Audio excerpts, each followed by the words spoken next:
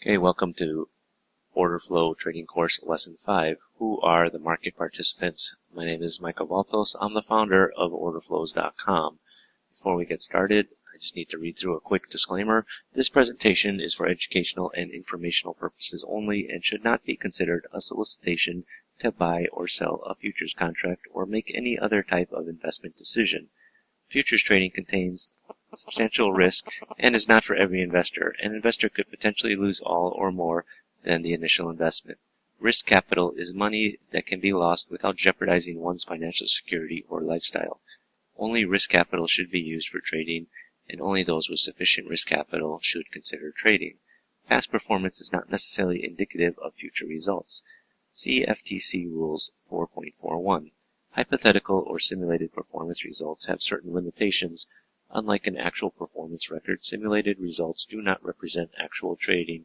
Also, since the trades have not been executed, the results may have under or overcompensated for the impact, if any, of certain market factors such as lack of liquidity. Simulated trading programs in general are also subject to the fact that they are designed with the benefit of hindsight. No representation is being made that any account will or is likely to achieve profit or losses similar to those shown. Okay, so understanding the market participants. The futures market is made up of different types of participants. Basically, there are two types of participants, retail and institutional. An institutional trader is a generic term that covers many different types of traders, but the common denominator of institutional traders is that they have big money to throw into the market. Retail traders are traders trading for their own accounts. Basically, anyone not trading for an institution. Even if you're trading with your own account with $1 million in it, you're still considered a retail account. You don't become an institutional account just because you have a lot of money in the account. An institutional trader, can either be someone trading at a bank, at a fund, trading, for, hedging purposes. There's a lot of different reasons. Imagine, the sharks and the swimmer, right? You'd see the swimmer as the retail trader, the shark as the institutional trader. I mean, a lot of people think that, all institutional traders make money. That's not true. A lot of hedge funds go up. Banks lose a lot of money trading. They're not always right. Overall they're right, but, sometimes they're wrong. Just keep that in mind. Institutional traders come in many forms. It could be real money. What's real money? Well, real money would be like a sovereign wealth fund or, a pension fund, someone that has, the real money behind the trade. They're not speculating per se. Commercial traders would be like the Cargills, the EDF Mans, the Louis Dreyfus, the Bungees, people that, control the supply chain for certain commodities, whether it be grains, whether it be oil, whether it be energy. Those are, commercial traders. Hedge funds and CTAs. Obviously, hedge funds have become a major focus in the last 10 years or so, with, market manipulation, but, they're adding a lot of volatility to the market. CTAs have been around for a long time, 30, 40 years, it seems. They're not as big and popular as hedge funds. CTAs tend to keep their activity in futures for the most part, to a certain extent. Foreign exchange, hedge funds could be in anything, beyond futures or equities. Hedge funds could be buying companies and things like that. Obviously, banks, the big banks, a lot of regulations lately have cut back a lot of banks' proprietary trading. There's still a lot of trading coming out of banks, either through brokerage or hedging, but, it's not as big as it used to be on a bank's profit and losses as, say, 10 or 15 years ago. So why is it important to know what the institutions are doing in the market? Well, it's because institutional traders are traders that can, one, move a market out of congestion, stop a move, or turn a market. And, it takes big money to do that to a market. It can happen, in a smaller market. The market can change on small volume, but you need to follow through. And oftentimes comes in the form of big money. Moves will start when institutions start accumulating a position, and then people start adding in and joining the position. But as a trader, you want to notice when the institutions are being active in the market. Now, you're not always going to know, are they getting into a position, or are they getting out, or why they're getting in or out. You're not going to know. You can make your best educated guess based on what the market is doing, where it is in relation to the highs and the lows, or where it is in relation to the weekly highs or lows, or monthly highs and lows. You can understand that by reading the market. That's what order flows gives you. Just because a market is moving sideways, all of a sudden you see aggressive buying, doesn't necessarily mean that those big institutions are coming in and accumulating a position. You gotta take everything into context with what's happening in the market. To me, an institution is like the big sharks swimming in the ocean, and retail traders are the guys hanging around the shark trying to pick up the little bits that's left over. It's really the institutions are the people. They move in and out of the market, and it tends to be slow, but they go for a ride in the market, and they tend to ride the trends. They have access to much better information than any retail trader can ever imagine. Like I said, they know the underlying factors. Basically because they have a vested interest in the underlying that oftentimes we're not. Those of us sitting on the outside looking in. So, what's real money? Like I said, real money is, traders like sovereign wealth funds, like foreign governments and investment arms. Singapore has, GIC, the Middle East, they all got their own sovereign wealth fund, Qatari fund. They're always investing, all over the world, central banks, also, you don't necessarily hear about it, but they have investment arms, monetary authorities of governments. Those are real money, and they do have positions in the market. You may not hear about it, and but they are quite big. Big meaning tens of thousands of lots, positions in bonds or minis. It's quite massive. When they're getting in and out of the market. Commercial traders are trading firms like Cargill, Vitol, Chevron, etc. Basically, most of their trading is for hedging purposes, but they do, a portion of their trading is speculation. They have information about the markets that are not available to the trading public. These traders have, they have the ships in the ocean moving the commodities, the wells pumping the oil. They know the supply chain. They've been in business for a long time because they know what they're doing. You don't stay in business, Cargill's been in business 150 years. They don't stay in business that long if they're making poor trading decisions. That they're losing money, year after year. It's not like, they have the government to bail them out. If they lose money, that affects their bottom line. Most of these commercial traders are privately held companies, so they don't have the government to bail them out. In the way the banks, get bailed out by the government when things go sour. But at the same time, these commercial traders, like I said, they have access to information that we don't have. For example, they're going to know the silking rate of corn in central Illinois that, most people would have to pay an analyst to go out and stand in the field. I mean, these big companies, they have research departments, and, they have, their ear to the ground much better than, most people do. They can see, as by supplying, a company like, say, Cargill supplies cooking oil to McDonald's, so that they know what the demand is from McDonald's that, people don't understand. It's a much bigger picture than just, simple supply and demand.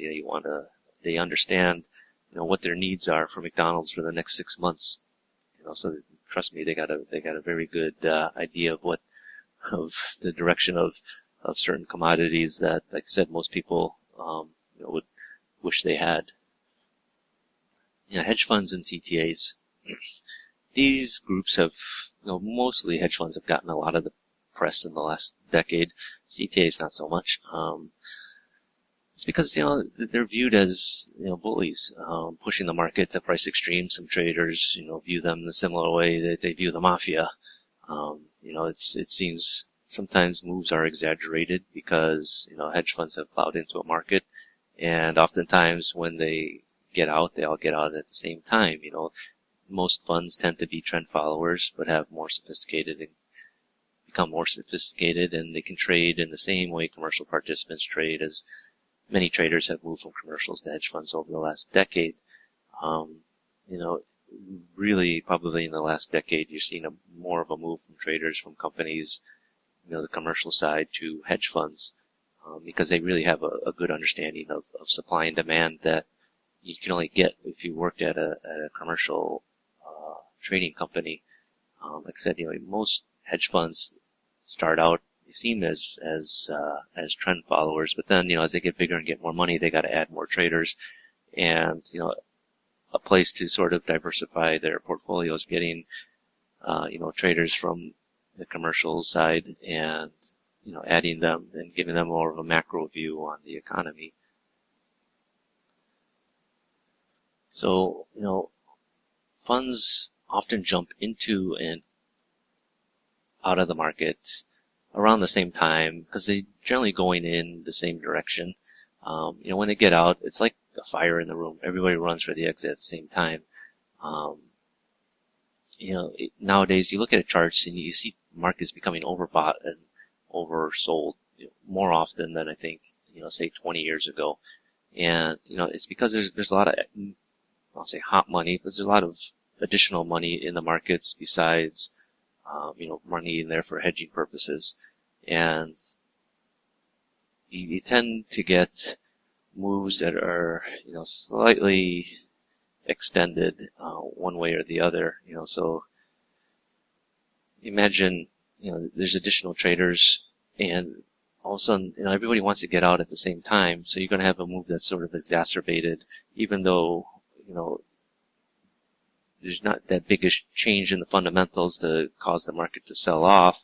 The fact that there's so many people getting out, with their positions around the same time, that makes the move a little bit more drastic than it should be in reality.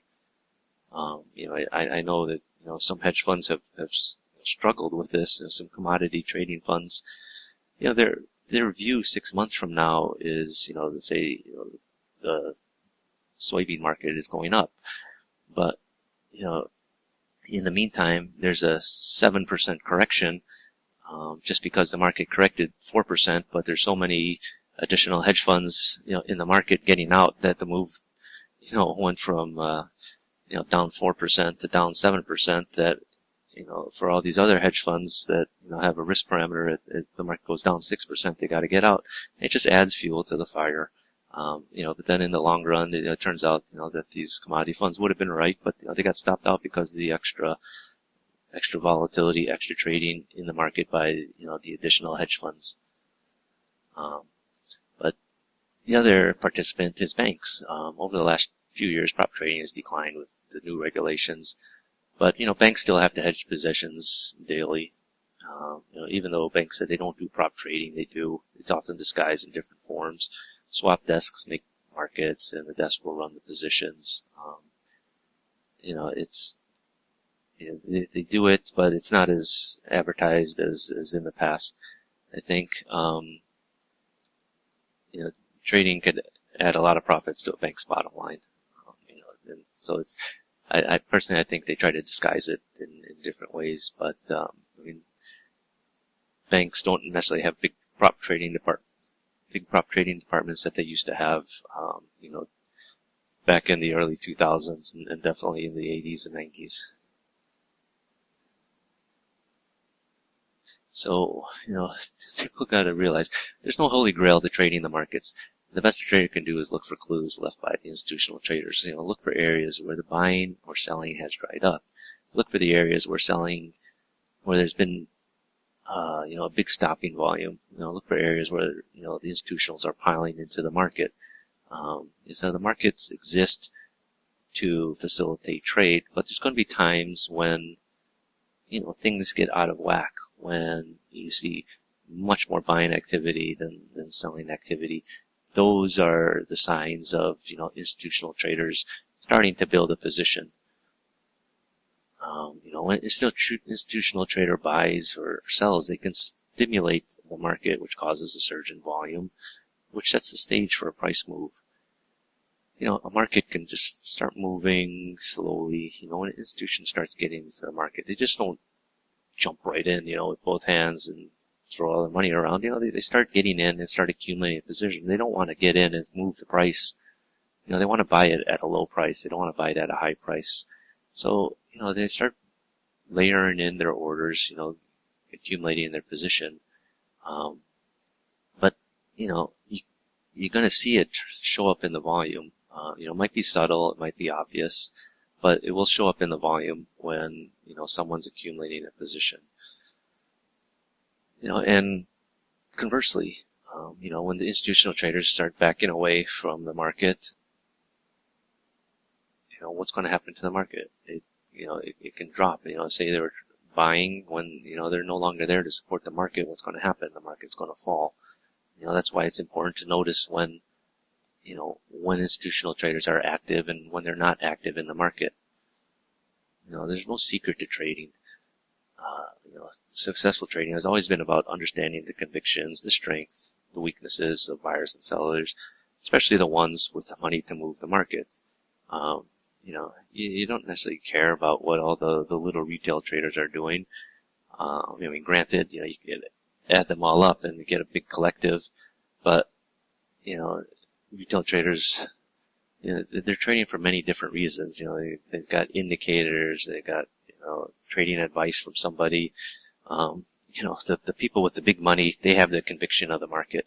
A retail trader doesn't necessarily have the conviction of the market. And a institutional big trader, they can withstand the market, take a little heat from the market as it moves against them. A retail trader, as soon as it starts turning against them, by a couple points, they start to panic and get out. Institutional traders, they can assess the market and decide, do they still want to be in? And most often, if they still want to be in, they may be interested in building up their position even more. So once you understand what the institutional traders are doing in the market, you can trade with them. You want to be trading with the traders who are moving the prices.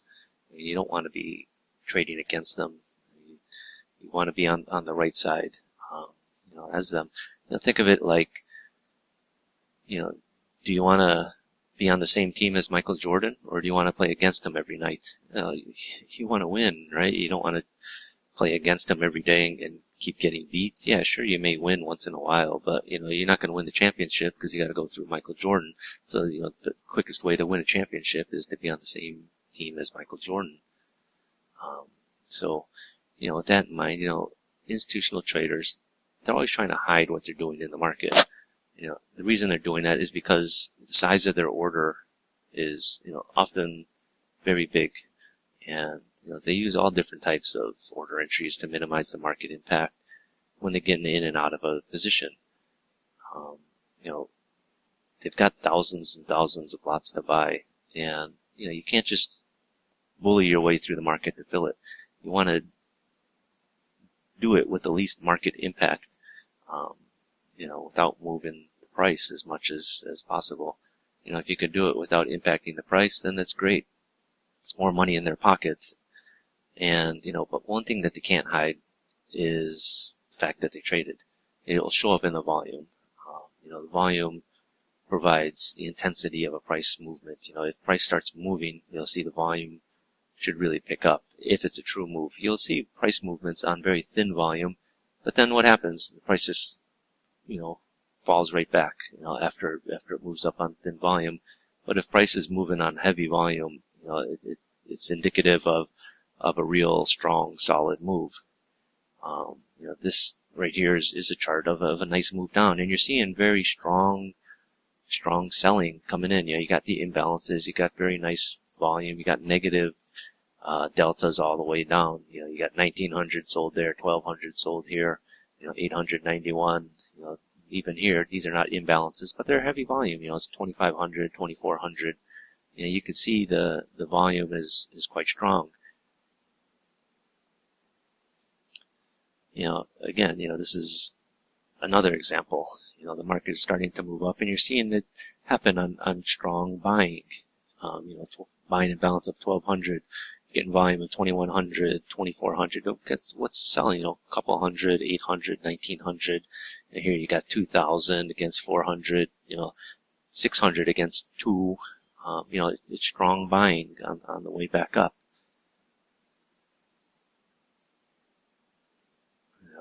This is a different one. This is crude. And what you're seeing is volume up here. It's to stop the move higher. It's the same price. People are trying to take it higher, but there's somebody up here, at this price here that has volume.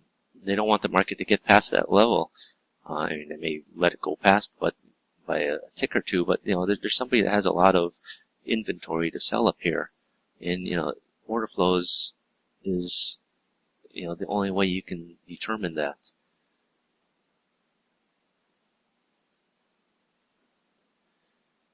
This is a 5-year chart, right? And you're seeing a nice move up from a low, and you're seeing massive buying, 5,000, imbalances, 5,000, 4,000. When normally you're seeing imbalances of, a few hundred, and you're seeing, these massive imbalances, 5,000, 5,000, 4,000. Big positive deltas as the market is moving away from the low. You see right on the low, you see a small print as well, indicating that there's not much interest in people to sell it down here. And then in the move up, you're seeing a single print. Again, there's not much interest for people to sell it lower.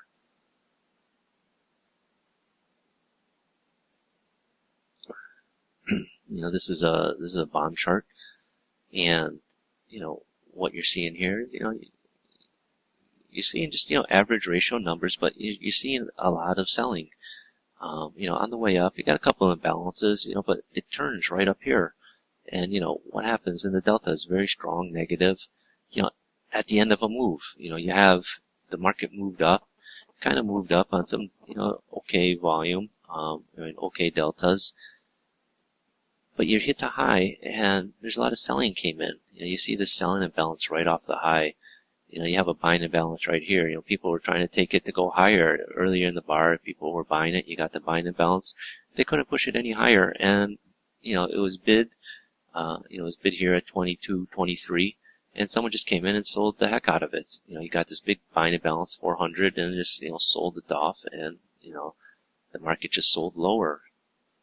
This is, why you want to look at an order flows chart. You could see this happening in real time and get in on the move when it's happening.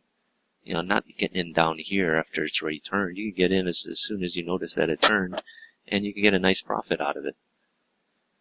So, that's the end of this lesson, lesson 5, market participants. In the next lesson, I'll explain the different types of trading being done in the market by the market participants, and how to interpret what the heck they're doing. Like I said, there's all sorts of different market participants, but you want to understand why they're doing what they're doing.